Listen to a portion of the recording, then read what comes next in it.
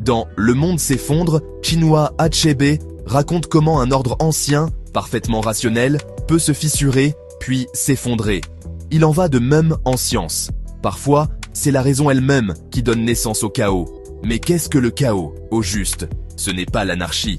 Ce n'est pas le désordre total. Le chaos, c'est un comportement déterministe, obéissant à des lois précises, mais imprévisibles à long terme.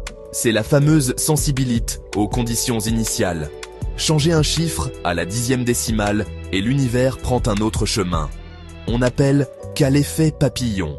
Henri Poincaré l'avait pressenti à la fin du 19e siècle, en étudiant les planètes. Les équations sont exactes, disait-il, mais le futur peut rester indéchiffrable. Un siècle plus tard, Edward Lorenz le redécouvre en météo. Une différence d'arrondi dans ses calculs et les prévisions divergent totalement. 3 phénomènes naturels illustrent ce chaos. La météo. On connaît les lois de l'atmosphère, mais on ne peut prédire le temps à plus de quelques jours. Ce n'est pas une défaillance, c'est une limite naturelle. Les courants marins. Une petite variation de température et les grands équilibres océaniques changent.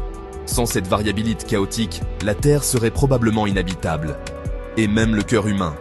Un rythme trop régulier est souvent un signe de maladie. Un cœur sain, bas de facon chaotique. Le chaos, ce n'est pas une catastrophe, c'est une banalité du vivant. Une signature de la complexité. Des scientifiques comme Benoît Mandelbrot ou Michel Feigenbaum ont montré que ce chaos cache des structures profondes, des motifs, des constantes, une botte mathématique. On ne contrôle pas le chaos, on apprend à vivre avec lui, à l'anticiper, à le respecter, et c'est peut-être sa plus grande leçon. Ce n'est pas la raison qui échoue, c'est notre illusion de tout maîtriser, qui s'effondre.